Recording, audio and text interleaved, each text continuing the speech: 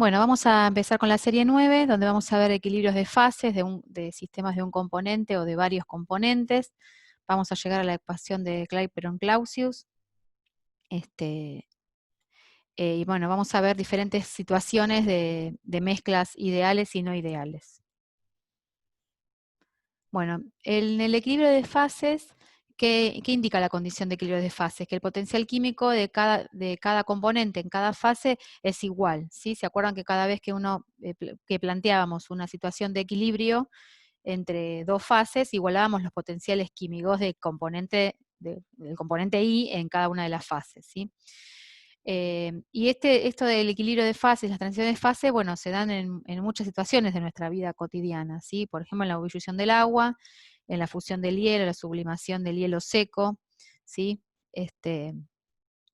Y también, bueno, hay transiciones de fases en operaciones de destilación, ¿sí? En procesos de destilación, en las industrias, cristalizaciones, bueno, evaporaciones, diferentes procesos, digamos, industriales que involucran el tema de las transiciones de fase. Bueno, recordamos que una fase es, por definición, una porción homogénea de un sistema. Y puede haber varias fases sólidas y líquidas en un sistema, pero generalmente hay una sola fase gaseosa, ¿sí? Cuando yo tengo ¿esto qué quiere decir? Yo tengo una mezcla de varios componentes, eh, puedo observar, digamos, si observo la fase gaseosa, si están en fase gaseosa, voy a observar una sola fase gaseosa. Si están en fase sólida, puedo observar un sólido como un todo que se forme de algún compuesto, o puedo observar dos sólidos separados, ¿sí? Que de ahí, digamos, estructuras cristalinas diferentes, o dos líquidos que pueden estar miscibles. Entonces observaría una sola fase líquida, o pueden ser inmiscibles y observaría dos fases líquidas, o más, depende de la cantidad de componentes del sistema. Entonces, primero vamos a hacer un poco un repaso de lo de la regla de las fases, porque eso, bueno, me va a permitir determinar cuántas variables independientes tengo que definir para definir el estado de un sistema, ¿sí? En este caso, bueno, para el número de variables tienen que ser independientes entre sí, ¿no? Porque si una depende de la otra, con fijar una de ellas, la otra queda fija. Entonces se va a definir un número de grados de libertad de un sistema en equilibrio con el número de variables intensivas independientes necesarias para especificar el estado de un sistema. Es decir, L va a ser cuántas variables independientes, ¿sí?, intensivas tengo que fijar para definir el estado. Entonces, bueno, las variables intensivas que definen el estado de un sistema, ¿cuáles son las más comunes? Presión, temperatura y la composición que va a haber en cada fase, ¿sí? Entonces, si yo tengo un sistema, por ejemplo, que tiene C componentes, la cantidad C de componentes, que tiene F fases, entonces, uno cómo tendría que ver, decir, la cantidad de componentes por la cantidad de fases, ¿sí?, va a ser igual a la cantidad digamos, a la composición que vaya a haber de un componente en cada fase. Si yo tengo dos componentes que van a estar en dos fases, ¿sí?, esto me va a dar 4, voy a tener que establecer la composición, digamos, la composición de cada uno de esos componentes en cada una de las fases. Serían 4 concentraciones que yo tendría que dar en ese caso. Y además, digamos, uno le suma 2 porque tendría que saber cuál va a ser la temperatura y la presión. Entonces, voy a asumir que todos los componentes van a estar presentes en todas las fases y que no va a haber reacciones químicas. Si yo asumo estas dos consideraciones, voy a tener que definir para un sistema que tenga F fases y C componentes, ¿sí?, F por C va a ser igual a las concentraciones que tengo que definir, más 2, que va a representar a la temperatura y a la presión como variables a definir. Pero ¿qué pasa? Algunas de estas variables ya están relacionadas entre sí, no son todas independientes. Por ejemplo, lo que es las concentraciones. Si yo le escribo las concentraciones en términos de fracciones molares, yo ya sé que si tengo dos componentes, por ejemplo, sabiendo la fracción molar de uno, ya sé la del otro. Si tengo C componentes, voy a saber, sabiendo la fracción molar de C-1 componentes, por diferencia de esa suma con 1, me va a dar la fracción del último componente. Entonces, se va a fijar la fracción molar de C-1 de los componentes, ¿sí? de cada fase. La fracción molar del componente C también queda fijada en cada fase, dice. Esto va a disminuir en F el número de variables necesarias para definir el estado de un sistema. Esto si uno lo reemplaza en la ecuación que vimos antes. Después también lo que voy a considerar es que si el sistema está en equilibrio material, ¿sí? Se va a cumplir esta igualdad, que el componente I, que está en la fase alfa, ¿sí? El potencial químico del componente I que está en la fase alfa va a ser igual al potencial químico del componente I que está en la otra fase y así sucesivamente. Entonces voy a tener F fases, ¿sí? Si uno tiene F fases, habrá C por F menos 1 relaciones de equilibrio, ¿sí? Porque estas son todas igualdades. Entonces va a haber F menos 1 relaciones de equilibrio que también reducen el número de variables necesarias para definir el estado de un sistema.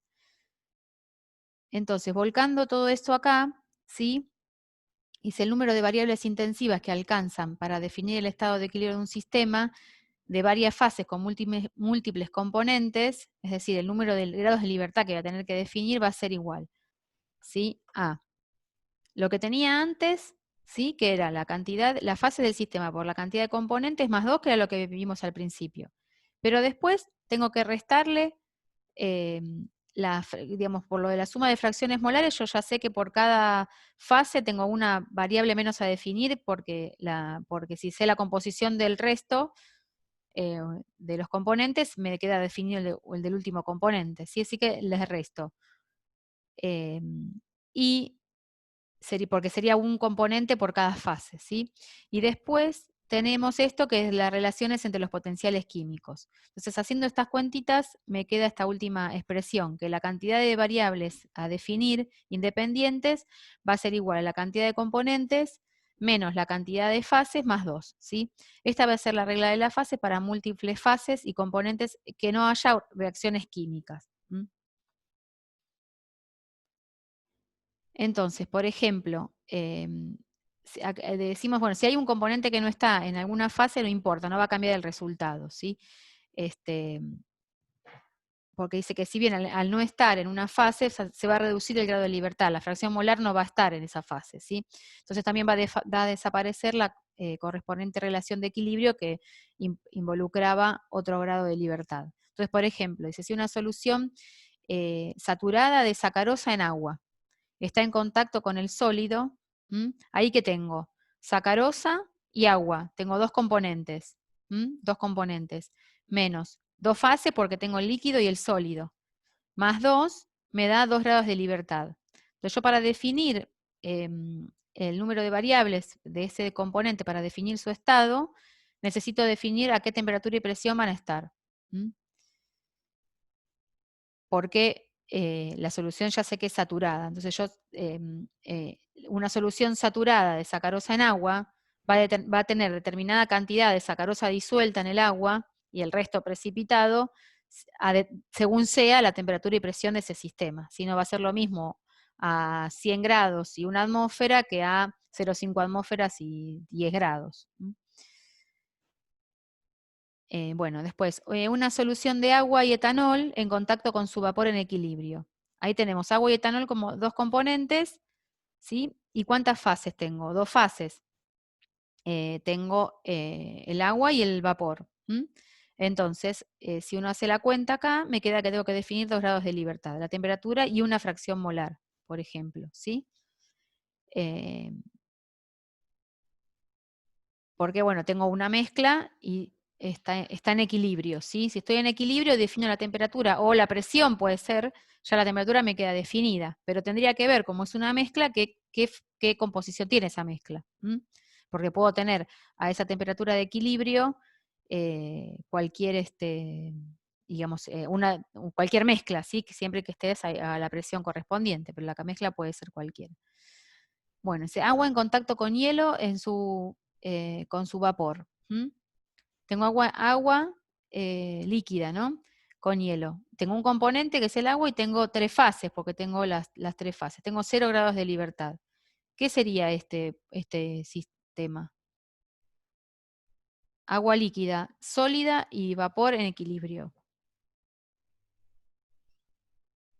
El diagrama de fases, ¿no es? Sí, ¿y qué tendría yo? ¿Qué punto del diagrama de fases correspondería? El punto triple. El El punto punto triple. triple. Bien, muy bien.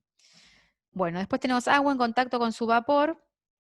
Sí, tengo agua, un solo componente, dos fases, entonces me va a dar un grado de libertad, ¿sí? O la temperatura o la presión, porque está en equilibrio y voy a tener una de las dos fijas, si fijo una de ellas. Bueno, agua pura llenando el sistema sin vapor ni hielo. Tengo un componente, tengo una fase y ahí tendría que definir la temperatura y la presión, porque no tengo, no están con ninguna otra fase en equilibrio. Entonces, bueno, eso dijimos si no había reacciones químicas. Y bueno, esto está en más detalle expresado en el Levin, pero si hubiera, digamos, hacia modo de resumen, ¿no? Si hubiera reacciones químicas, cada reacción independiente va a reducir un grado de libertad adicional, ¿sí? Las reacciones independientes son aquellas que no pueden escribirse como combinación de otras reacciones en el sistema. Entonces, si hay reacciones, ¿sí? Y si R es el número de reacciones independientes, entonces se le resta la cantidad de reacciones a los grados de libertad. Y después también puede haber otras restricciones adicionales, como si hay, como ser condiciones de electroneutralidad en una solución con especies cargadas, ¿sí? En caso de electrolitos, o un balance de masa de elementos y los componentes provienen de la descomposición de un único componente. Entonces, si yo llamo a estas restricciones adicionales A, ¿sí? También restan a la regla de las fases, a las cantidades, digamos, de variables independientes a definir.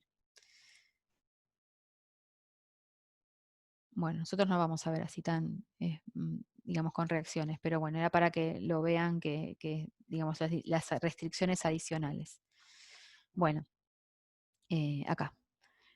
En el caso, por ejemplo, de equilibrios de fases en sistemas de un componente, si yo represento todos esos posibles estados que venimos viendo de esos ejemplos que dimos, por ejemplo, del agua o no sé, de cualquier sustancia pura, en los diferentes estados sólido, líquido y gaseoso, y en los estados de equilibrio, yo voy a tener la representación, digamos, de esas condiciones de presión y temperatura en los estados de equilibrio de cada estado, me va a dar el diagrama de fases, ¿sí? La presión versus la temperatura. Entonces, en el diagrama de fases, eso ya lo han visto, pero vamos a rescatarlo acá, tengo las zonas de, digamos así, esto es un esquema como generalizado, pero voy a tener una zona donde va a predominar, digamos, va a estar en estas condiciones de presión y de temperatura, va a estar en la fase sólida. Va a ser más estable. En otras condiciones de presión y temperatura va a ser el líquido y en otras condiciones el gas. Entonces voy a tener estas curvas que van a ser las curvas de equilibrio entre las dos fases que lo componen. Por ejemplo, acá de pasar de gaseoso a sólido, del sólido a líquido es esta curva, y de gaseoso a líquido es esta otra curva, que termina en el punto crítico. Y tenemos acá, como ya hemos dicho, el punto triple, que es la zona donde coexisten las tres fases, ¿sí? Para el punto triple, para cada sustancia, hay un único valor de temperatura y presión a la cual se produce el punto triple, ¿sí? Por eso, cuando uno le quedan los grados de libertad, le da 0, porque cada sustancia tiene su punto triple característico, ¿sí? Que va a estar definido por una temperatura determinada y una presión. Bueno, entonces dijimos, sobre cada línea coexisten dos fases, ¿sí? Hay un solo grado de libertad, porque si yo, por ejemplo, digamos, quiero pasar, digamos, estoy sobre la línea, me quiero parar sobre la línea entre el equilibrio líquido-gas, tengo que definir a qué temperatura me voy a parar o a qué presión me voy a parar, porque una vez que yo elegí qué temperatura estoy, voy hasta la curva, como estoy sobre la curva me va a quedar definida la presión. Lo mismo, cualquier presión que yo elija, voy a la curva y va a tener una única temperatura a la que a esa presión va a haber equilibrio entre el líquido y el gas. Bueno, y en las zonas que no hay curva, digamos, donde estoy en las zonas donde está el sólido o el líquido, el estado solo, voy a tener que definir dos puntos, porque en esta zona puedo estar en cualquiera de estos puntos. Yo tengo que definir presión y temperatura para fijar un punto en este plano. Bueno, y después también tenemos acá que hasta el punto crítico es a donde llega la curva líquido gaseo, el equilibrio líquido-gas. Luego del punto crítico, perdón, no va a haber, puedo pasar de gas a líquido, pero no voy a ver cambio, digamos, no veo un cambio, una condensación. ¿Mm? Bueno, acá tenemos el diagrama de fases para el agua, ¿sí? Acá vemos si, bueno, acá si yo tengo una sustancia que tengo agua gaseosa a 300 grados en un cilindro pistón, le aumento la presión, voy a llegar a una zona donde va a empezar a condensar, luego sigo aumentando la presión a temperatura constante, y pues ya, digamos, una vez que pasó el equilibrio, la presión se mantuvo constante hasta que todo el gas pasó a líquido, voy a tener líquido. Si yo después a ese líquido le voy bajando la temperatura, dejando la presión fija sobre el émbolo del cilindro pistón, voy bajando la temperatura, voy a pasar de líquido a sólido. Bueno, ¿qué vemos de interesante acá? Fíjense que acá dice la temperatura de fusión normal del agua, y me dice que es 0,0025. ¿Qué les suena de acá raro? Porque, ¿sí? Esto es, normal es porque estoy a una atmósfera, ¿sí? Entonces a una atmósfera, la temperatura de transición entre sólido y líquido me dice que es este valor. ¿Y qué valor saben ustedes que es la temperatura de fusión normal? Está a 99,974. De ebullición, de fusión estoy diciendo, perdón, dije de Sí, ebullición. De de fusión, estoy fusión marcando y capaz que dije al revés. El de al lado, es cero, a nosotros lo Es conocemos cero, como tal cero. cual, y La ahí, fusión es cero. claro, y acá está un poquito más alta. ¿Qué Claro. pasa? La que nosotros conocemos como cero es un líquido que tiene gases por el agua pura. Claro, porque el agua en la naturaleza tiene aire disuelto, aire adentro, ¿sí? Entonces, ¿eso qué hace? Que se produzca un descenso crioscópico, que lo vamos a ver la Las semana que viene. interacciones. Claro. Entonces, en vez de ser 0,0025, que tendría que ser, es cero, digamos, de muy poquito, pero porque los gases son pocos los que está disuelto, pero esos gases hacen que esa diferencia de temperatura sea diferente. Esa temperatura de fusión sea diferente a la que conocemos. Bueno, y acá tenemos el punto triple, ¿sí? Y fíjense que el punto triple, esto es a muy baja presión, si esto es 0,5, esto es 0,006 creo atmósferas. Entonces uno podría pasar el agua en estado sólido a estado gaseoso, ¿sí? Si ustedes están a bajas presiones, es decir, tengo un agua sólida, hago vacío, digamos, tengo un recipiente, agua sólida y hago vacío. Al hacer vacío, si yo en la naturaleza estoy a una atmósfera, al hacer vacío ese recipiente va a tener menos que una atmósfera. Si yo logro pasar esta presión, ¿sí? Y estoy a una no sé, esta zona cerca de, digamos, a baja temperatura, ¿no? Digamos, no sé, si menos 50 grados, qué sé yo, más o menos, tendría el agua sólida, ¿sí? A esas condiciones, manteniendo esa presión baja constante, si yo me muevo hacia aumentando la temperatura, voy a lograr pasar el agua sólida a gaseosa. Entonces eso estaría pasando por acá. ¿Ustedes saben esto que les estoy comentando? ¿Para qué se usa en alimentos? Digan sin miedo, no pasa nada. ¿Se les ocurre? ¿O lo han visto en alguna otra materia? Ni idea. No, para alimentos no. Se llama liofilización, es un proceso. Sí. Que Bueno, congela Para- el producto. No, sí, le saca el agua El agua, le sacas el agua. claro. fruta. Ahí vieron, no sé si vieron, yo Hay lo granolas con granola o las frutas secas, frutas deshidratadas de esa manera que quedan espectaculares, bien frutas. crocantes. Sí, Las vendían en un momento en Pharmacity, yo había comprado un paquetito de unas sí. frutillas. Lo que hacen es, uno pone en una bandeja bien, como con mucha superficie de contacto, si bien disperso, el alimento y lo congela. Generalmente lo congela en alguna, o con nitrógeno líquido, bueno, pero tiene que estar a muy baja temperatura. Eso lo pone en un lugar que es un liofilizador, un equipo, que lo que hace es bajar la presión. Entonces llega a esta zona de acá. Se baja la presión y se baja la temperatura. Entonces estoy en esta zona. Y una vez que está eso bien frío y a esas condiciones, se empieza a aumentar la temperatura. Y se logra pasar al estado gaseoso. Entonces se elimina el agua de ese alimento, ¿sí? Sin necesidad de que el alimento, de que el agua pase a líquido, ¿sí? Claro. Porque cuando así que bueno, lo que ocurre es que directamente quedan con una estructura mucho mejor que si uno hubiera hecho una evaporación desde un estado líquido, que tiene que entregar calor y puede dañar nutrientes, Arruinar, claro. la textura, todo. Acá queda una textura muy porosa y bueno, y crocante. Y no queda como... Claro. Así que bueno, eso es interesante, ya lo van a ver más adelante.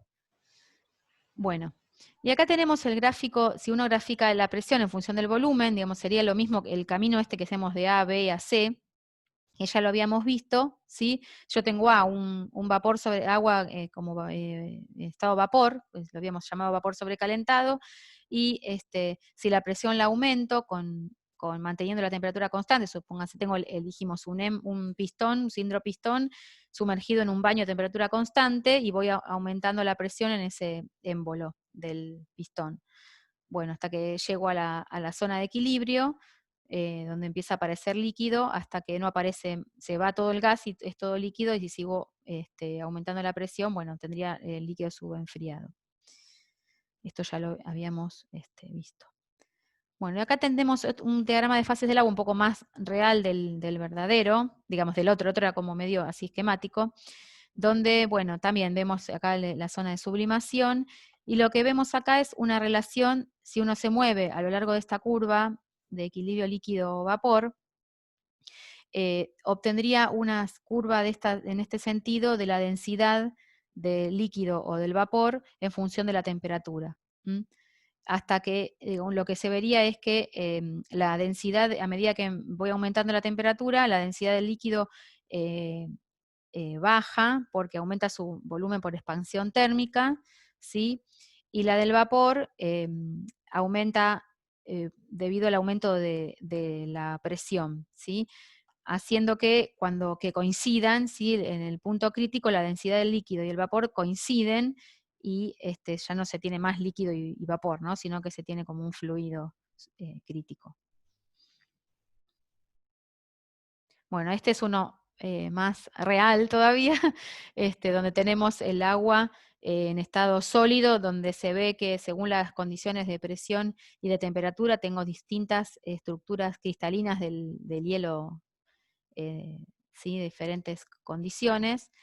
Bueno, el líquido tenemos acá y el vapor. Bueno, este es otro ejemplo donde tenemos el carbono.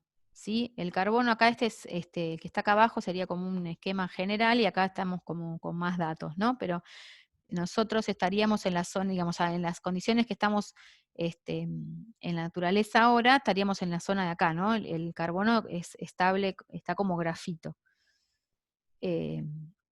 Si el carbono grafito uno lo somete a muy, muy, muy altas presiones, se produce el carbono diamante. Y que bueno, que fíjense, por eso acá también se ve que los diamantes no serían estables termodinámicamente en las condiciones en las que vivimos. Pero bueno, lo que diferencia es que la cinética de descomposición digamos, del paso del carbono diamante a grafito, si bien la reacción es espontánea, digamos, la conversión es espontánea, no es, es muy lenta, ¿sí? Porque la cinética es muy, muy lenta, entonces no ocurre.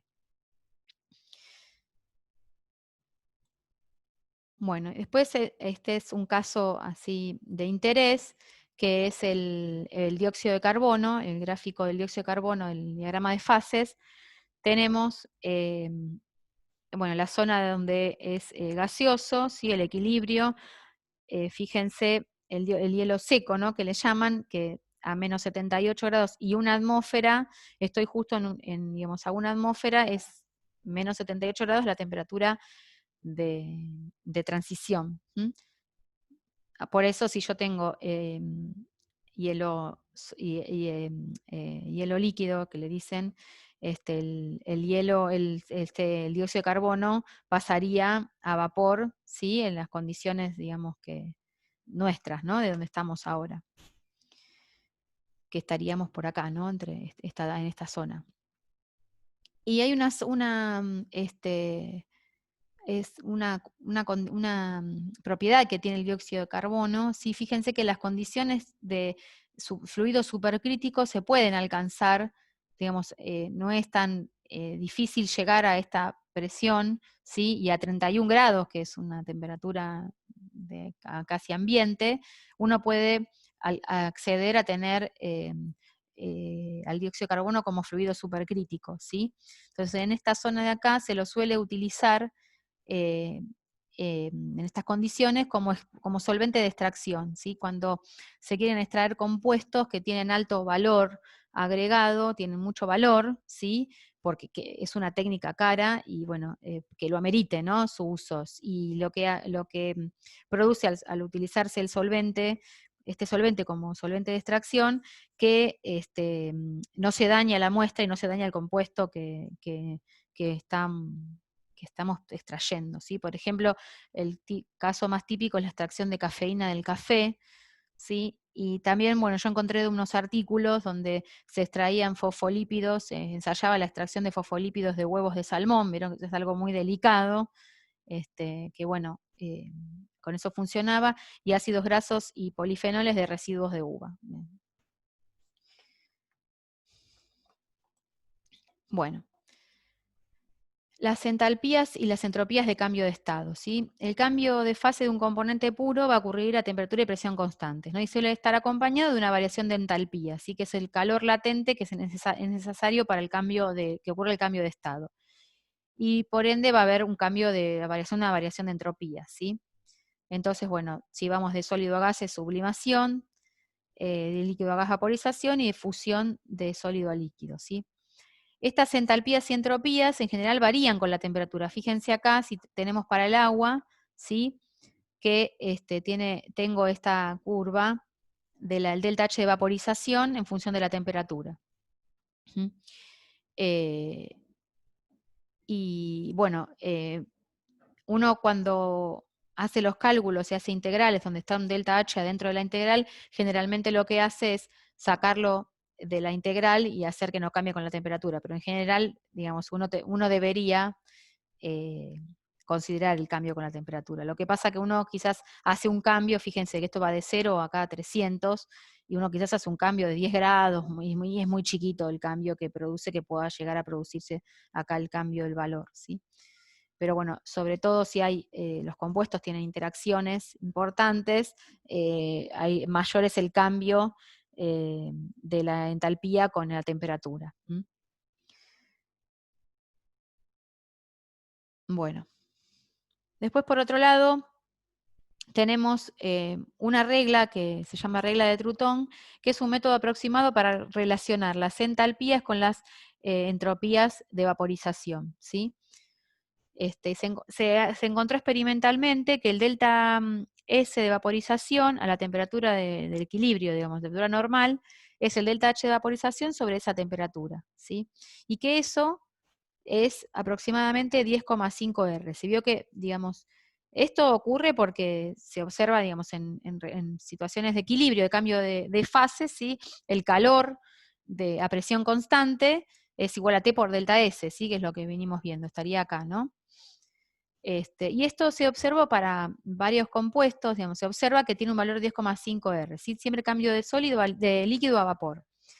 Entonces acá vemos que esta cuenta da 87 Joule por mol Kelvin. Si vemos acá los datos de esta tabla, podemos observar que está alrededor de ese valor, ¿sí? Para varios compuestos, y bueno, y en algunos casos, como por ejemplo el agua, es mucho mayor, ¿sí? esto está relacionado como que, por lo que se ve es que cuando el cambio de volumen que se produce para pasar de líquido a vapor es comparable para, digamos, para estos compuestos. Y cuando hay interacciones, ¿sí? Como por ejemplo en el caso del agua, que forma puente hidrógeno, el agua tiene un estado más ordenado, ¿sí?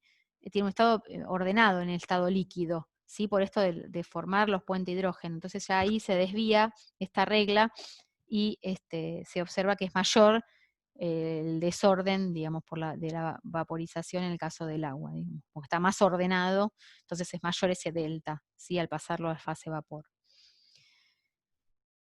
Bueno, entonces se propuso una corrección de esa regla, ¿sí? Que tiene en cuenta el volumen que tiene cada gas a la temperatura de ebullición correspondiente, con este término R más logaritmo de la temperatura de ebullición.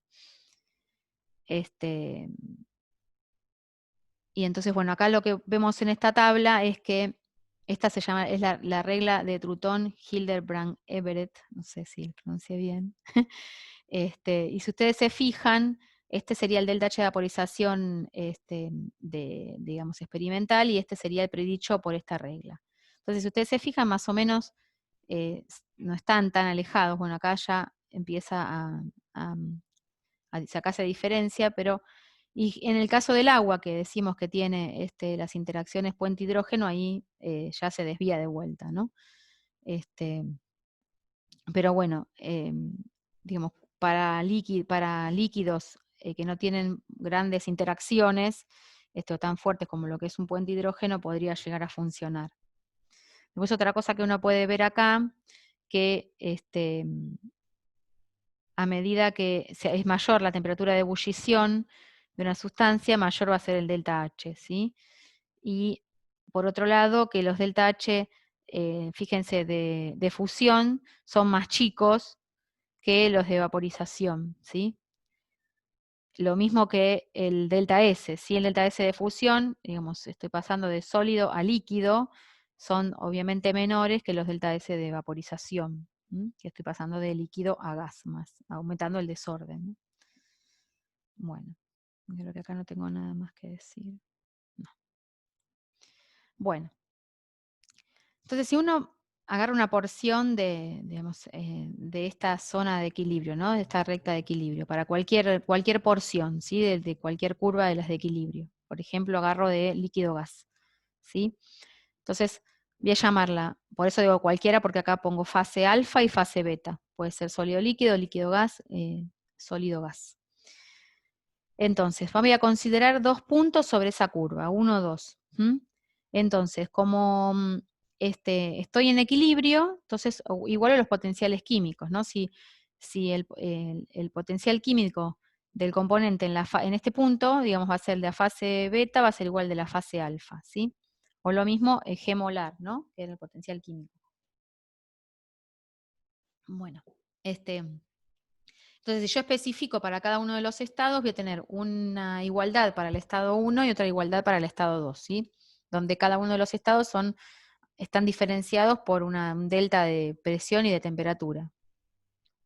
Entonces, el potencial la energía libre molar del estado 1 en alfa es igual al estado 1 en beta, de cada fase. Entonces, si yo hago un cambio en el estado 1, ¿sí? Un pequeño cambio de la energía libre del estado 1 va a ser igual a un pequeño cambio de la energía en el estado 2, ¿sí? No, cualquier variación me va a, digamos, cualquier variación que sufra en una fase va a ser igual a la variación que sufra en la otra fase, ¿sí? Entonces, G más un cambio de esa energía libre de esa fase va a ser igual a G en la otra fase más un cambio que también va a recibir esa fase, ¿sí? Entonces, el cambio de energía libre de una fase es igual en el equilibrio, ¿no? Estamos siempre hablando, en un punto de equilibrio es igual a un cambio que reciba la otra fase, ¿sí? Si se acuerdan que para una sustancia pura habíamos llegado a que la variación de la energía de Gibbs era menos S de T más B de P más mu por diferencial N. Por otro lado, la energía de Gibbs es N por la energía de Gibbs molar. Entonces el diferencial de esta energía de Gibbs, ¿sí?, es N por diferencial G más G por diferencial N, ¿cierto? Pues es un producto. Entonces, esta expresión, ¿sí?, la igualo con esta de acá. Al igualarla, cancelo, ¿no? Me quedan, G molar es mu. Entonces me queda que N por diferencial G es igual a menos S de T más B de P. Sigamos. Acá está, ¿sí? Entonces, si yo divido por N, ¿sí? Acá N se me va, y tengo esta relación, ¿sí? Que el diferencial G es igual a menos S diferencial T más B de P. Esta relación es válida para un sistema monofásico de un componente, ¿sí? Estamos hablando de un componente. Entonces, ahora, esto es lo que dedujimos en el medio. Entonces, volvamos ahora a esto que hemos llegado acá, que un cambio en una fase de energía es igual al cambio en la otra fase. Reemplazo, ¿sí?, esta expresión en cada una de las fases. Entonces me queda menos S en la fase alfa por diferencial T más B, el volumen molar de la fase alfa por diferencial P, ¿sí? Esto es igual, lo mismo en la otra fase, ¿sí? Por ejemplo, diría esto el líquido y esto el vapor. Entonces, si uno agrupa, ¿sí?, las S y los volúmenes, me queda que la entropía, por ejemplo, ¿no?, del vapor menos la entropía del líquido por diferencial T es igual al volumen del vapor menos el volumen molar del líquido, por diferencial P. Reacomodando, me queda que el cambio de la presión con la temperatura es igual al cambio de la entropía con el volumen, ¿sí?, cuando estoy en un equilibrio entre dos fases.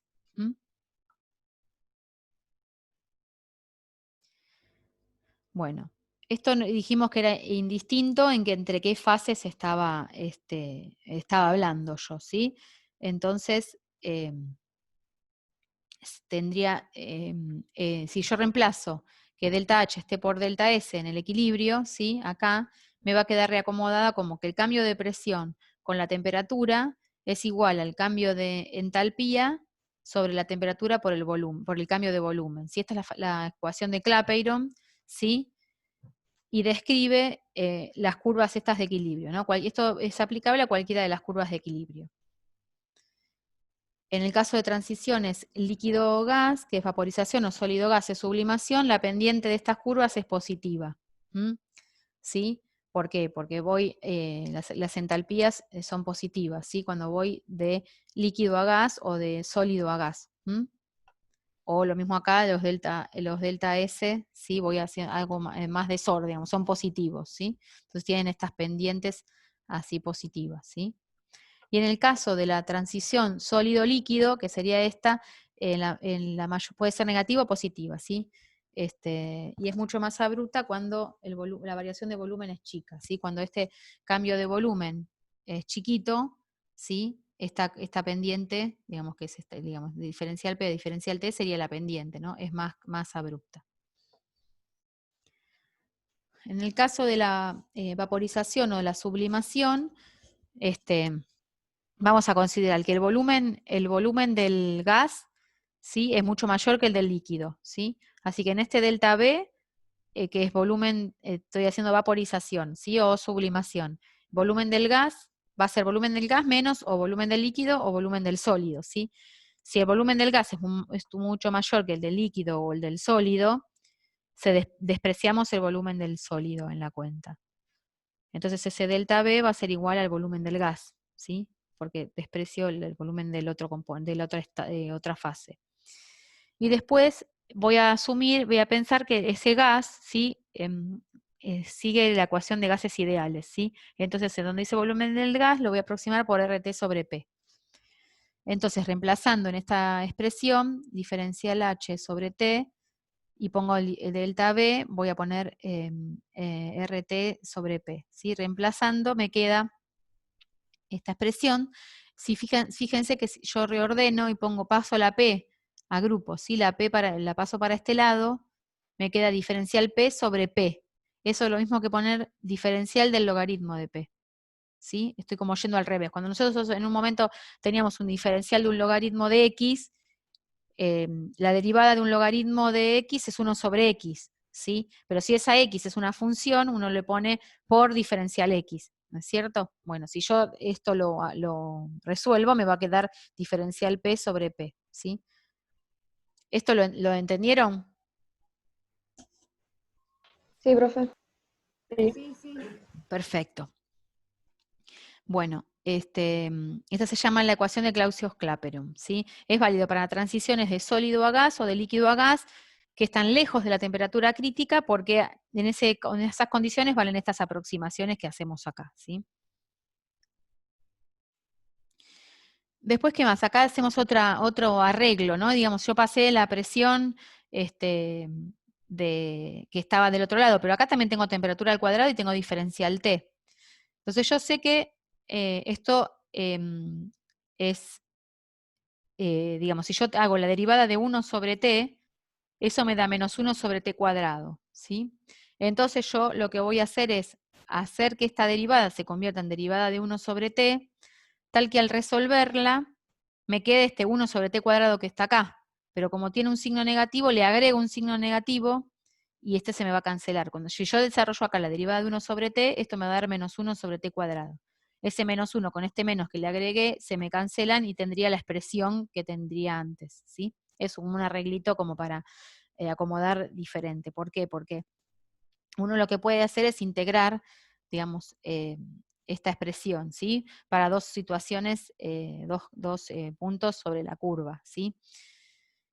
Entonces, si uno considera que esa delta H no se modifica con la temperatura, como les había hablado antes, ¿sí?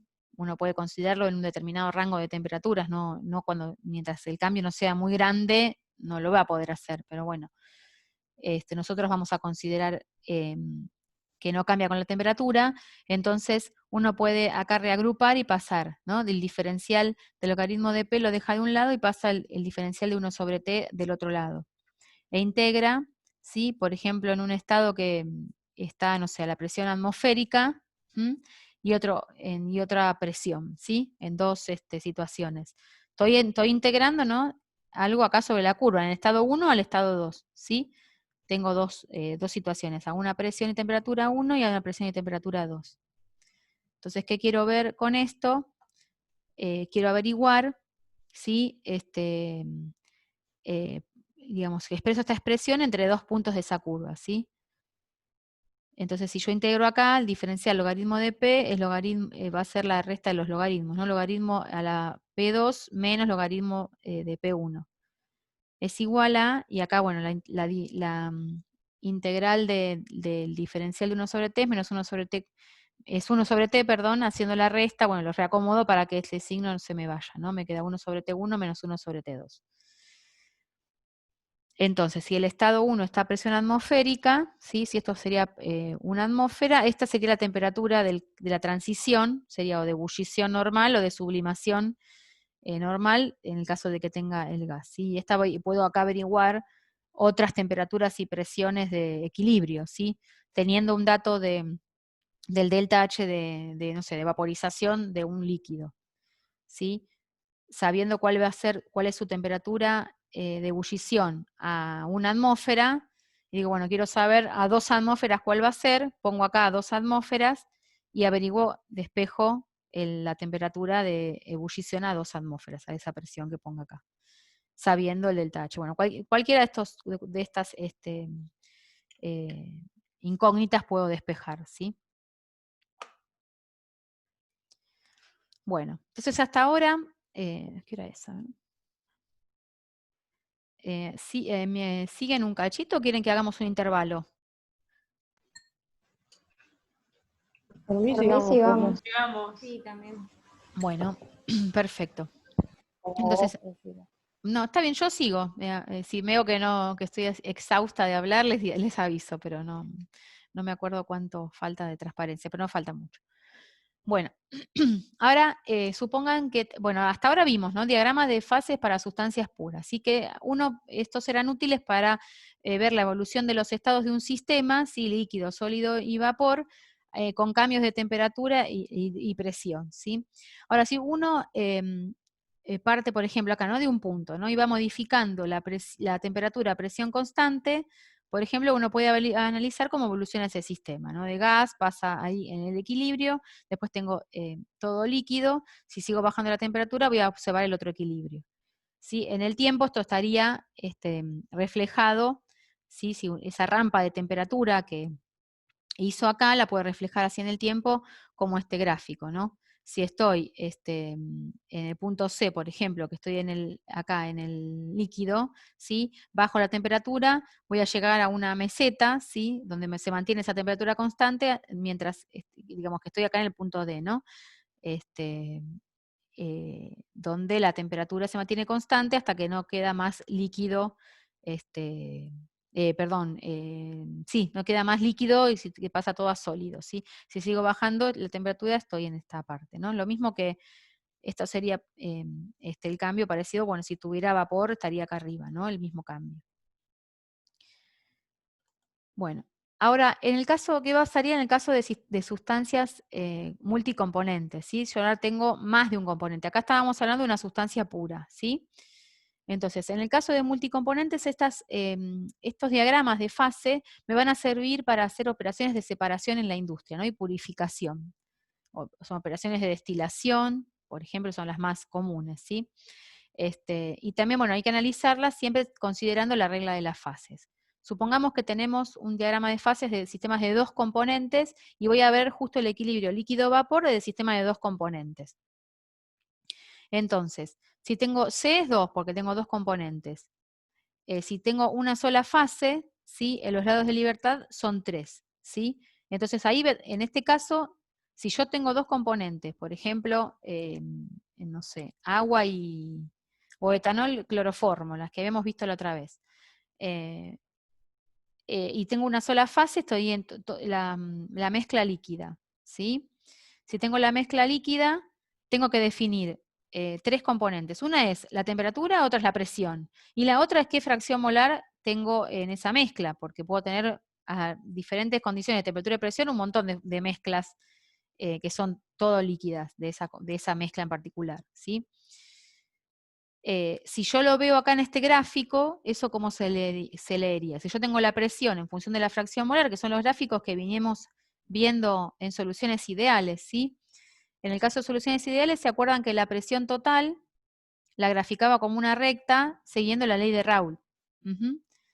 Entonces, ese sería el gráfico de la presión total, donde si yo tengo la fracción de A puro, sí, que sería 1, tengo la presión de vapor del A puro. Y lo mismo acá sería la presión de vapor del otro componente puro, ¿sí? Cuando no tengo A.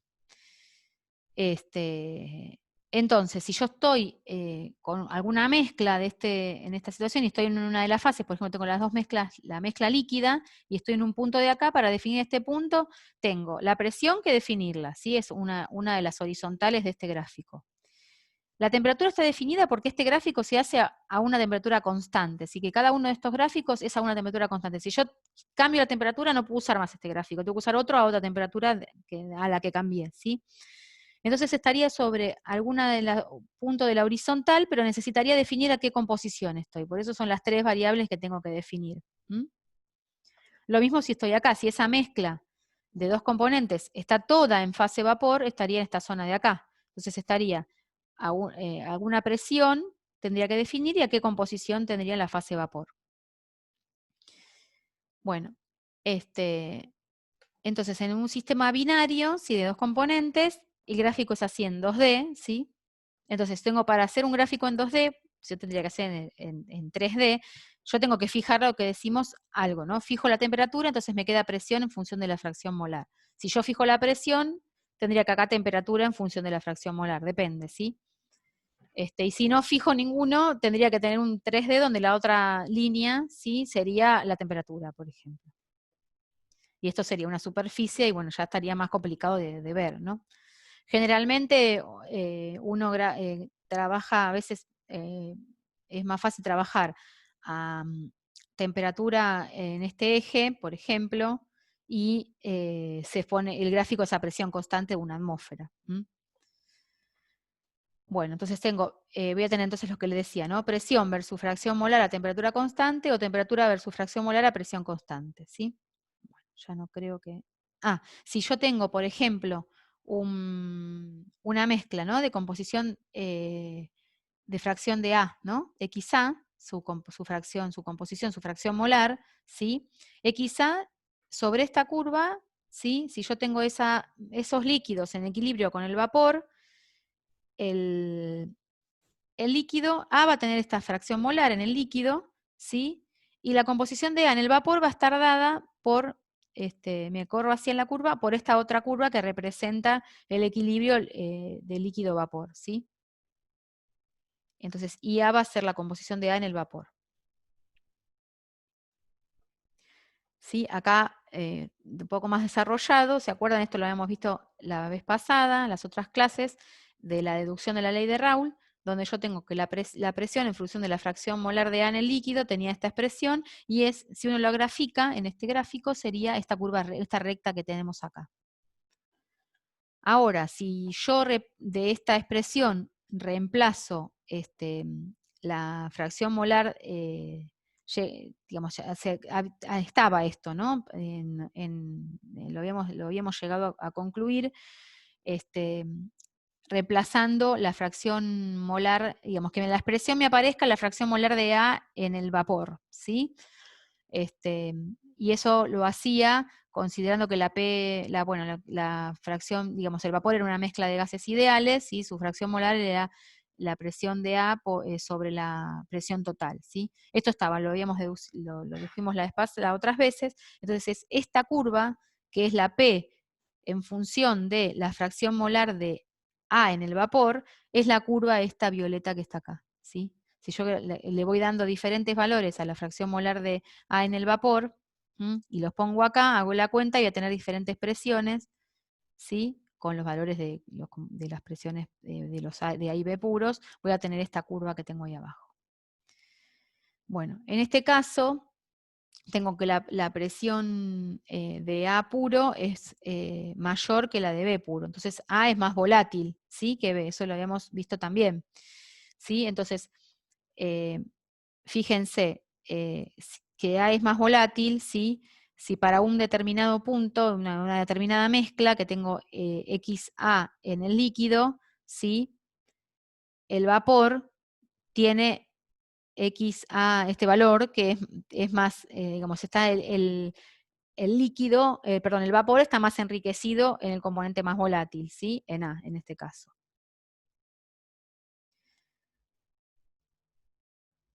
Entonces, ahora bueno, ahora lo vemos, iba a explicar algo, pero lo vemos después. Bueno, entonces, supongamos, dice, que tengo un cilindro pistón, ¿sí? Y estoy en el punto A, donde tengo un líquido, todo líquido, ¿sí? Empiezo digamos, a bajar esa presión, ¿sí? Y voy como retirando peso del cilindro pistón, ¿sí? Entonces, ese líquido tiene una determinada composición que va a ser constante, entonces me voy a mover a lo largo de este eje vertical.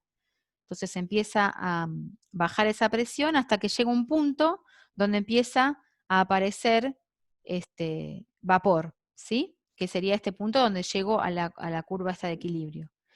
Entonces a P1 va a empezar a aparecer vapor.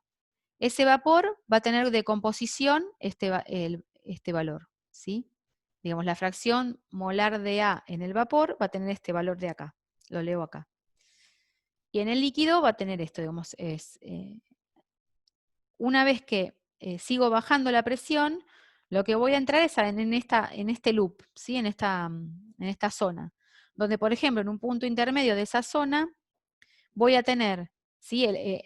Si digamos, si A se está vaporizando, su fracción molar en el líquido va a bajar, ¿sí? Y la fracción molar en el vapor va a cambiar, ¿sí? Entonces, si yo estoy en este punto A2, donde tengo la coexistencia de líquido y vapor, ¿sí? Me voy a la curva superior y a P2 voy a tener esta fracción molar de A en el líquido. ¿Mm? Y esta fracción molar de I en el líquido, de A en el líquido, ¿sí? En el vapor, perdón, en el vapor. ¿Mm? Entonces, hasta que llega un punto que, bien, fíjense que la fracción molar del vapor se va aproximando a la que yo tenía antes de A en el líquido, ¿sí? Más de eso no se va a separar de A. Hasta que llega un punto en que a P3 todo el líquido va a pasar, digamos, a partir de este es el último punto en que tengo la coexistencia de los dos, ¿sí? Del líquido y vapor. Si sigo bajando voy a tener todo, la misma composición que tenía antes líquida, pero ahora todo en fase vapor, ¿sí? Por eso esta X va a ser de A en esa mezcla ahora vapor, ¿sí? Bueno. Esperen, a ver, ¿qué va? Bueno.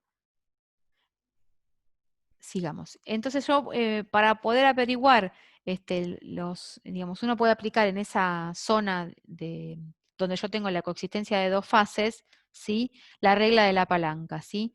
Para poder averiguar la composición de esa fase. Entonces directamente uno midiendo, si acá haciendo un zoom, si yo estoy adentro de ese loop, ¿sí? En este punto que está acá, entonces es lo que me dice la regla de las fases, de la palanca, perdón, es que esta distancia medida, ¿no? De acá a acá, que es esta longitud de la fase alfa, ¿sí? En este caso era el líquido, ¿sí? Por el número de moles totales del líquido, ¿sí? Es igual a la distancia esta que va desde el punto donde estoy hacia la fase vapor por el número de moles totales del vapor.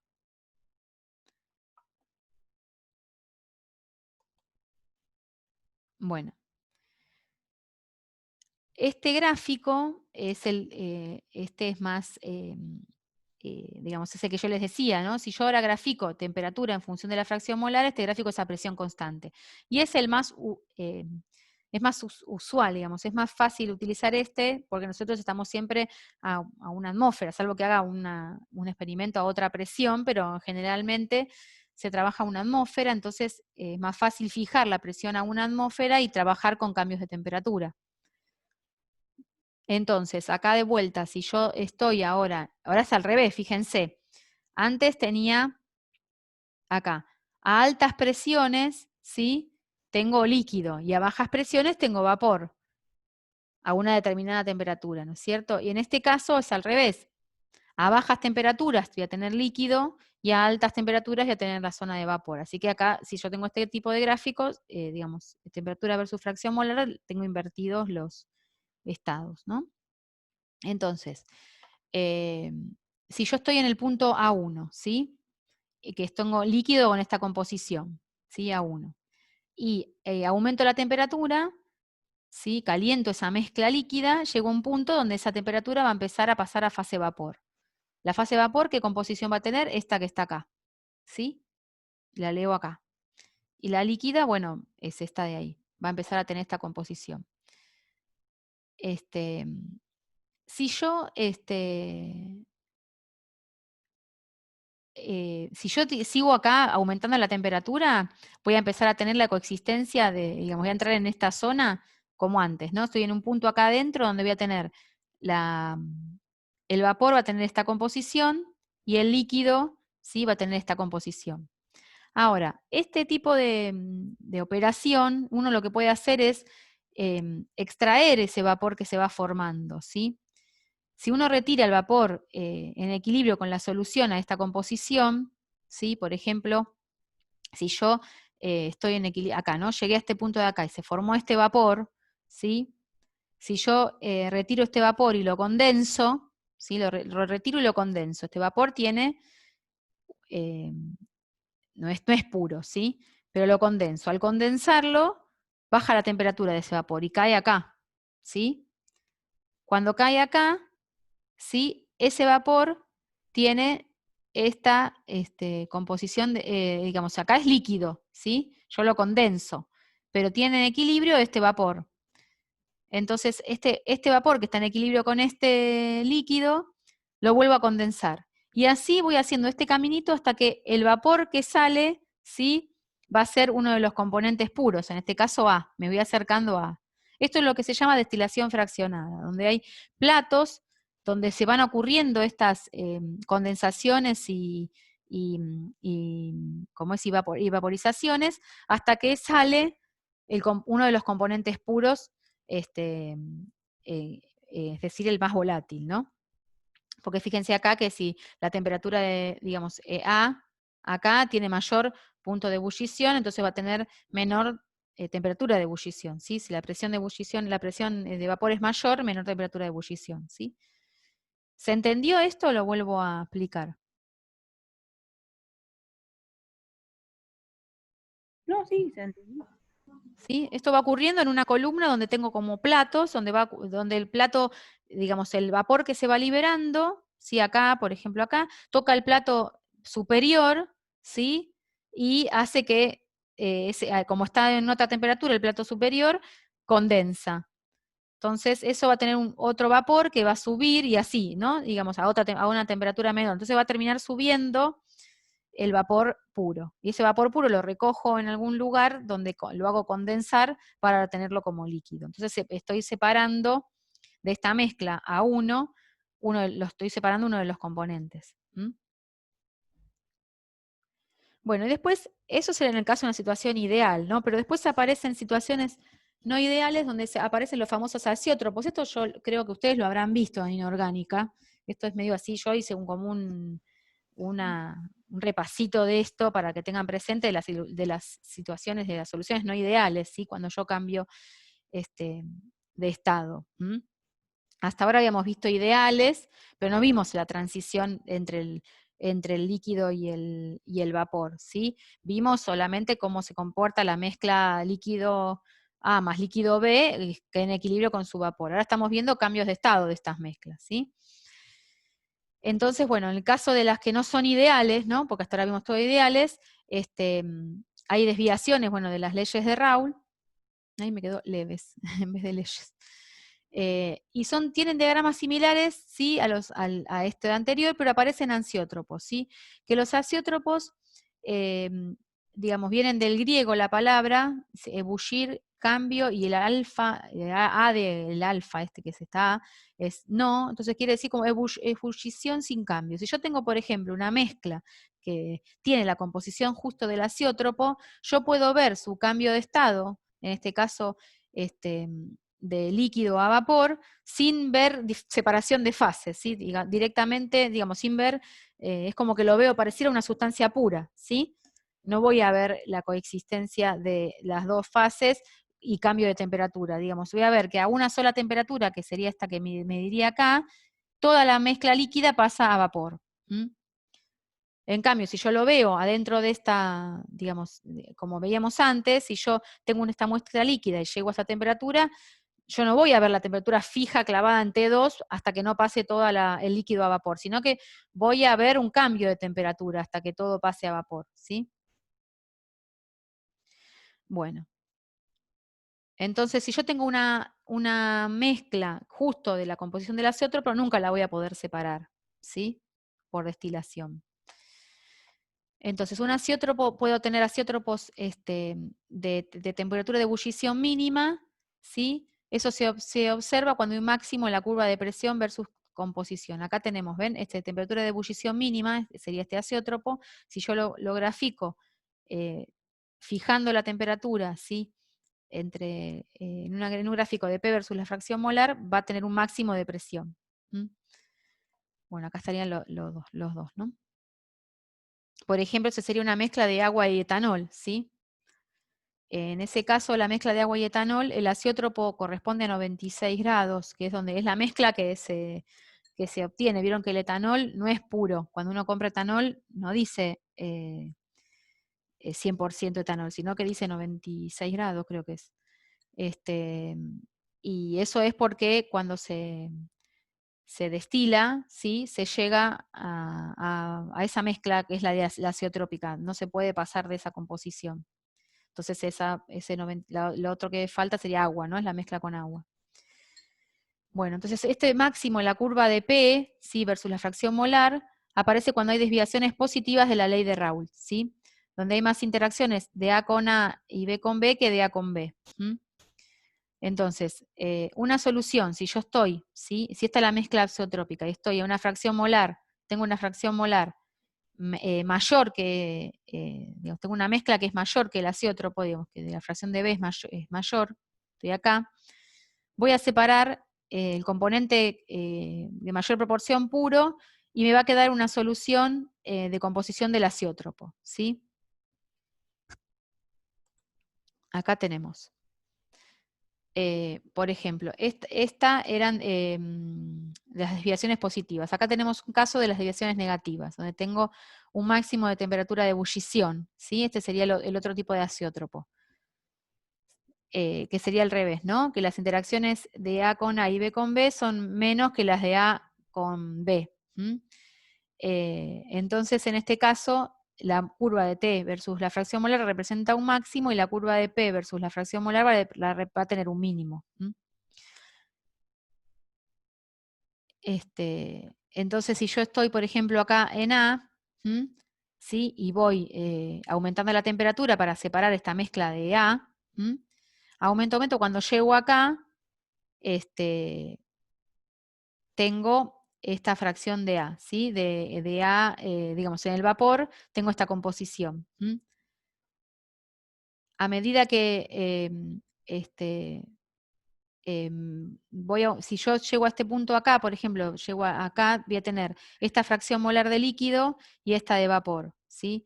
Pero es como que yo, a medida que sigo aumentando, voy a llegar a tener hasta acá, hasta el azeótropo, no puedo pasar y tener el otro componente puro, ¿sí? Entonces, no voy a poder separar en componentes puros como lo hacía cuando no tenía desvíos de la idealidad. Acá tenemos ejemplos de cloroformo metanol, donde tenemos temperatura de ebullición mínima, ¿sí? El gráfico de la temperatura versus la fracción molar, donde tenemos la ebullición mínima, o de presión versus fracción molar, fijando la temperatura en 298 Kelvin, sería 25 grados, ¿no? Donde tengo el máximo. Acá un azeótropo negativo, ¿sí? Al revés, ¿no? Este sería agua y ácido fórmico. Bueno. Hasta ahora vimos entonces equilibrio líquido-vapor, ¿sí? Ahora vamos a ver mezclas de equilibrio líquido-líquido, ¿sí? Nosotros hasta ahora habíamos visto que si yo tengo una mezcla de dos líquidos, era un líquido en una sola fase, ¿sí? Pero se pueden dar situaciones donde haya un desvío de esa idealidad y en determinadas condiciones de temperatura y de mezcla, de composición de mezcla, puede observarse que hay este gráfico así, ¿no? Que en determinadas combinaciones de mezclas, según la temperatura a la que esté, o puedo observar una sola fase, ¿sí? Si por ejemplo tengo este componente B en muy baja proporción y mucho de A cualquier temperatura voy a tener una sola fase. Le empiezo a agregar, supónganse que estoy acá, ¿no? Le empiezo a agregar el componente B, más, hasta que llega un punto que se empiezan a separar de fases, ¿sí? Si yo le sigo agregando componente B, voy a ver las dos fases líquidas separadas, ¿sí? Inmisibles, hasta que se llega a un punto donde tengo ya mucho más componente A que B, perdón, mucho más componente B que A y vuelvo a ver otras solas fases, ¿sí? Entonces hay una zona en la cual van a coexistir dos fases, ¿sí? Donde voy a tener, acá adentro voy a tener una fase, digamos, esta curva de acá me va a indicar la composición de la fase 1. ¿Sí? Son gráficos ya un poco más complicados de ver, pero que se presentan, ¿no? En sustancias. Y otra parte, la otra parte de acá va a ser la composición de la fase líquida 2, ¿sí? Las dos fases líquidas. Entonces yo tengo un punto acá, parecido a lo que teníamos antes, que estábamos adentro de este loop, ¿sí? Y uno se acercaba hacia los extremos para ver las composiciones de cada fase. Acá son 2 fases líquidas. Ay, perdón, acá. Entonces, una curva me va a dar la fase líquida 1 y otra curva me va a dar la concentración de la fase líquida 2. ¿Mm? Para esta mezcla. Bueno. Bueno, y después hay una temperatura superior, crítica, de upper, ¿sí? Que sería a partir de la cual no se observa separación de fases. ¿Sí? En este caso, en esta mezcla, a alta temperatura, no tengo, digamos, veo una sola fase líquida de la mezcla. Por ejemplo, eso se daría en butanol agua, ¿sí? Por ejemplo, sería este el gráfico que se observaría, ¿sí? 2 fases y una fase. Y hexano nitrobenceno también tiene este comportamiento. Y bueno, yo siempre adentro de estos loops, digamos, sea este tipo de gráfico o el otro que vimos antes, se puede siempre aplicar la regla de la palanca para sacar la proporción que hay de cada componente. ¿Sí? Es una herramienta más para averiguar la composición de algo que está dentro de esta campana, que es más difícil digamos, de ver. Si yo estoy sobre una curva, yo ya queda definida la composición, pero si estoy acá en el medio es como que más complicado. Bueno, después otro tipo de situación que se puede dar es al revés, ¿no? Que se observe que por debajo, digamos, hasta una determinada temperatura inferior, ¿no? Acá, crítica, ¿sí? Voy a tener una sola fase, ¿sí? Y después, ya dependiendo cuál sea la composición de ese sistema, se va a empezar a separar en 2 fases líquidas, ¿sí? Fíjense que eso se hace cuando la temperatura es alta. Entonces estos sistemas suelen formar compuestos débiles que se descomponen con la temperatura, ¿sí? Entonces se produce la miscibilidad parcial, ¿sí? Me parece eso a temperaturas superiores a esta temperatura crítica, le llamo. Y esto sería, por ejemplo, agua, dice, y trietilamina, que se comportaría de esta manera. Bueno, ahí está. Y después hay otras que es la combinación de esas dos, ¿no? De las otras dos, que tengo situaciones en que, dependiendo, digamos, la temperatura, voy a tener una sola fase para cualquier mezcla.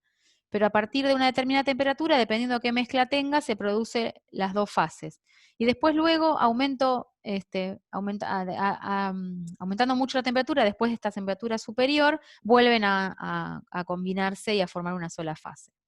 Eso se da en agua y nicotina o en toluidina y glicerol. Bueno, si uno, digamos, combinando las dos cosas, ¿no? Digamos, la del líquido-líquido que vimos recién, esto de la inmiscibilidad, y líquido-vapor que vimos antes, generalmente cuando se da un azeótropo aparecen, digamos, lo que ocurre es que tiene alguna zona en determinadas condiciones de temperatura donde esos líquidos se separan en fases, ¿sí? Entonces, dice, es frecuente que las soluciones que tienen una zona de emisibilidad parcial, ¿sí? Que sería esta de acá, presenten un azeótropo de temperatura de ebullición mínima, ¿sí? Porque dice que hay desviaciones positivas de la ley digamos, de Raoult, ¿no? Entonces puede ocurrir, dice que las 2 fases líquidas se vuelvan homogéneas antes de pasar al vapor, ¿sí? Acá, por ejemplo, puedo tener una zona de temperatura donde se homogeneizan, ¿sí? Y tengo una sola fase, estas 2 fases separadas, ¿no? Pero también puede pasar que no, que se unan, ¿no? Esto como que sería la unión, ¿sí? De esto con esto, ¿no?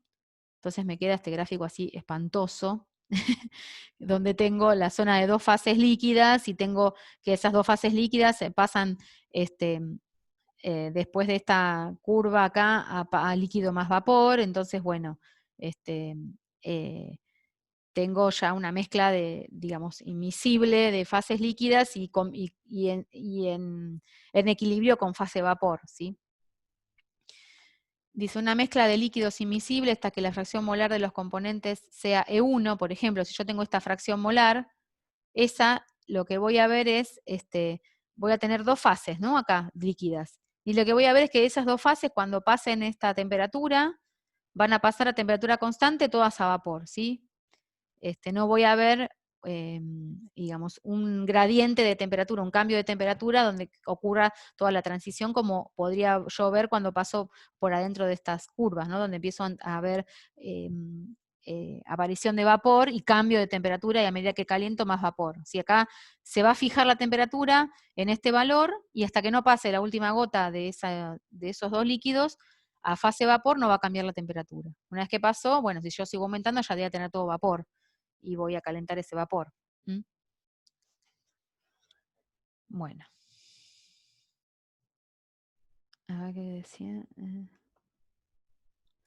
Una solución de composición A1, sí, que estoy acá, destilará formando un vapor que al condensarse se separará en dos fases líquidas. Claro, por ejemplo, supónganse que yo tengo esta composición que estoy acá, ¿sí? Donde tengo esta fracción molar de B, ¿sí? Marcada por acá. Yo acá, en estas condiciones, no voy a ver dos fases líquidas, sino que voy a tener una fase líquida de las dos componentes. Si esa mezcla la caliento, ¿sí? Cuando llego al equilibrio líquido-vapor, va a separarse el vapor. Si yo el vapor lo condenso, lo voy a separar en dos fases líquidas, ¿sí? Su vapor va a tener una composición de dos fases líquidas, y bueno, ahí ya se complica, ¿no? Un poco. Bueno, fíjense que esto no se puede darse con una mezcla incógnita que uno tiene, y bueno, y qué puede pasar, ¿no? Ver si uno tiene una muestra incógnita y le hace la enfría o la calienta a presión constante, bueno, puede ver diferentes comportamientos, y puede llegar a ver si es una mezcla de digamos, salvo que tenga uno la mezcla como el eutéctico, digamos, o como el punto del azeótropo, perdón, el eutéctico es cuando es sólidos. Pero si yo tengo este punto acá, que yo voy a pensar que es un componente puro, eh, porque su presión o su temperatura se van a fijar cuando yo haga el cambio, hasta que no cambie de estado, salvo si yo tengo eso, que bueno, me puedo llegar a confundir si es una sustancia pura o es una mezcla. Pero si yo tengo una mezcla y estoy en esta zona de acá, voy a ver que va a cambiar de estado y la temperatura no se va a fijar en un valor constante. Entonces ahí me voy a dar cuenta que no va a ser una sustancia pura.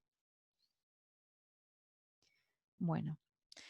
Y en este caso, ahora vamos a ver equilibrio sólido-líquido, ¿sí? Ya estamos redondeando, pero bueno, es para que abarquemos todos los equilibrios de mezclas de dos componentes. En el caso de sólido-líquido, si yo tengo un gráfico de la temperatura en función de la fracción molar, ¿sí? Del líquido, ¿sí? Ahora estaría como abajo, ¿no? de las otras, esto sería vapor, ¿no? Líquido y abajo, ¿no? Estaría más abajo todavía, tendría el sólido. Entonces, bueno, si yo condenso esta mezcla líquida, ¿sí? Con esta composición A1, empiezo a bajar la temperatura. Cuando llega a este punto A2, se empieza a precipitar este componente B puro, ¿sí? Y si sigo bajando la temperatura, por ejemplo, en este punto de acá, voy a tener esta concentración del componente A líquido, ¿sí? Y esta concentración, digamos, y el B va a ser puro. Digamos,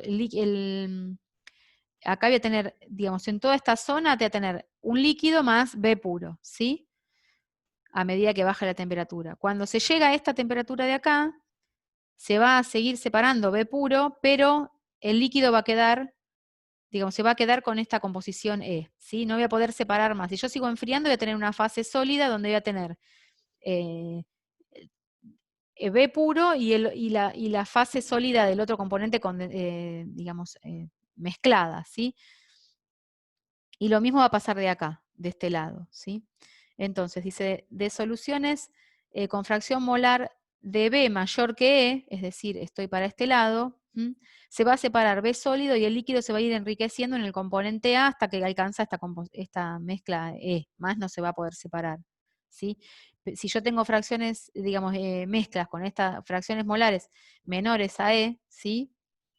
Entonces, acá a medida que yo enfríe se va a ir separando A sólido, ¿sí? Y el líquido se va a ir enriqueciendo en B hasta que se llega a esta composición. Y después ya tengo todo sólido, pero no pude separar todo el líquido, el A del B. Y lo mismo, de composiciones con esta E, que es el eutéctico, ¿sí? Se van a separar los dos componentes, ¿sí? Si yo tengo una mezcla líquida con esta composición, bajo la temperatura, y precipitan los dos a temperatura constante. Entonces yo no voy a saber si va a ser, si yo tengo una muestra incógnita, no voy a saber si va a ser una solución de dos componentes o más, o un compuesto puro. Es el famoso caso benceno-naftaleno, ¿sí? Y bueno, cloroformo, anilina. Hay una que se hacía en inorgánica, no sé si ahora la seguirán haciendo, y uno veía, construía esta curvita entre todos los cajones del laboratorio. Digamos, entre todos íbamos construyendo, teníamos diferentes mezclas y construíamos estos puntos. No sé si alguno la hizo o ya se habrá dejado de hacer esa práctica. La verdad no me Nosotros acuerdo. no hicimos Ah, eso, bueno. Yo la hice en inorgánica 1 y era naftaleno y no me acuerdo cuál era el otro compuesto, pero benceno no era. Bueno, y esta ya, bueno, ya esto es más complicado, ¿no? Ya ahora es otro equilibrio sólido-líquido donde ya aparecen dos fases sólidas, ¿sí? Ya las fases sólidas perdón, tres fases sólidas. Tengo el componente A, el componente B y un compuesto C que se puede formar por una adición de los componentes. Dependiendo de la temperatura, se puede formar un complejo entre A y B y forman un nuevo compuesto. ¿Sí? Bueno, ya acá es un poco más complicado. Si tengo ese líquido de esta composición y empiezo a enfriar, aparece ese compuesto C precipitado. ¿Sí? O un líquido de ese compuesto C. Bueno, eso ya es más complicado de ver. Creo que acá ya terminé. Al solidificar dice la composición A1, ¿sí? Se separa como sólido el nuevo compuesto C, ¿sí? que tiene esta curva acá, esta línea, y el líquido se va enriqueciendo en B, ¿sí? Porque, digamos, esta es la curva del líquido B. Bueno, es como más difícil de ver, ¿no? Si estoy en un punto acá 3, voy a tener este compuesto sólido C y el líquido con esta composición, ¿sí? Hasta que se llegó a la composición del eutéctico.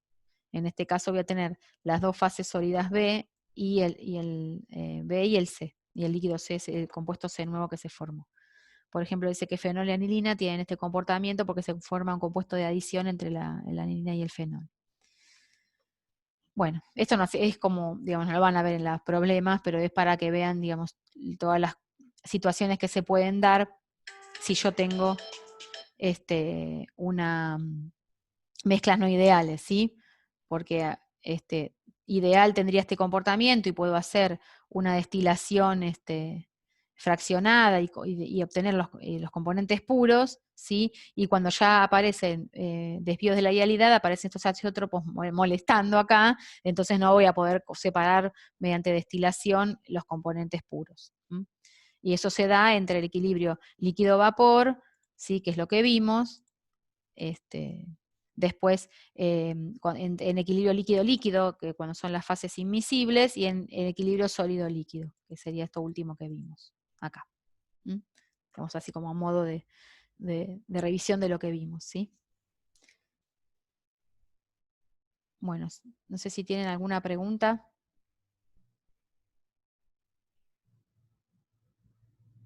Por ahora no.